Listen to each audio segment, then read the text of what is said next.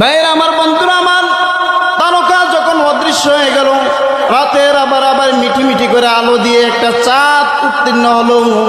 চাঁদটাকে দেখে ইব্রাহিম আলাইহিস সালাতু ওয়াস সালাম বলেন, ক্বালা হাযা রব্বি, আমার রব্বে কারীম আল্লাহ, এটা ছাড়া আমার কেউ রব হতে পারে না।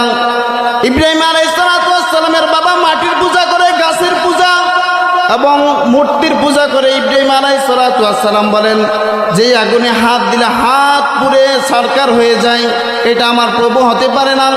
যেই তারকা আকাশের উপরে মিটি মিটি করে আলো দেয়, তারকা অদৃশ্য হয়ে যায়, এটা আমার কোনোদিন রব হতে পারে না। ভাইরা আমার, বন্ধুরা আমার, যখন চাঁদটা উঠল, ইব্রাহিম আলাইহিস সালাতু ওয়াস সালাম বলেন, হ্যাঁ এটা আমার রব। বিশাল বড় আকাশের উপরে মিটি মিটি করে আলো দিয়ে তামান বিশ্বটাকে আলোকিত করে ফেলেছে, এটা ছাড়া আমার কেউ রব হবে না। যখন আবার এই চাঁদটা অদৃশ্য হয়ে গেল, ইব্রাহিম আলাইহিস সালাতু ওয়াস সালাম বলেন, যেই চাঁদ অদৃশ্য হয়, এটাও আমার কোনোদিন প্রভু হতে পারে না। আল্লাহ পাক রব্বুল আলামিন ইব্রাহিম আলাইহিস সালাতু ওয়াস সালামকে তাকওয়া শিখাচ্ছেন। তাকওয়া, আল্লাহ তাআলার খোঁজ কিভাবে পেতে হয়। ভাইরা আমার, বন্ধুরা আমার, আজকে দেখা যায় ঘরের ভিতরে বসে বসে মালিককে পাওয়ার আশা করি। ইব্রাহিম আলাইহিস সালাতু ওয়াস সালাম মা বাবার সাথে যুদ্ধ করেছেন। কিভাবে? মা বলছে আমাকে সৃষ্টি করছে না, না কোনোদিন মা সৃষ্টি করতে পারে না। আমার একজন রব্বে কারীম আল্লাহ আছে, যিনি আমাকে সৃষ্টি করতেন, তার আমি তথ্য বের করে ছাড়বো। চাঁদটা অদৃশ্য হয়ে গেল।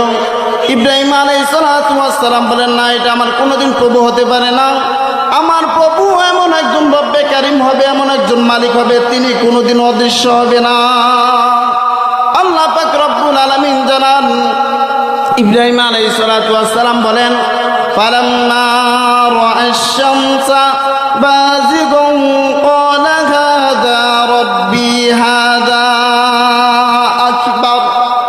যখন রাত্রটা চলে গেল, দিন যখন আবার উদিত হলো, পূর্ব দিক থেকে দেখে লাল বড় একটা সূর্য উঠলো, তামান বিশ্বটাকে আলোকিত করে গেল।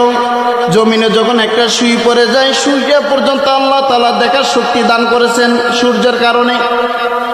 ইব্রাহিম আলাইহিস সালাতু ওয়াস সালাম প্রতিটা জিনিসকে বলছেন, হাযা রব্বি, ইহা আমার মনে হচ্ছে যে রব, এটাই আমার রব। কিন্তু আল্লাহ তাআলা ইব্রাহিম আলাইহিস সালামকে শিক্ষা দিলেন যে চাঁদটাকে আল্লাহ তাআলা সূর্যটাকে উত্তীর্ণ করে বলছেন, হাযা রব্বি হাযা আকবার, বলছেন এটাই আমার রব। শুধু রব নয়, এইটা আমার সবচেয়ে বড় রব।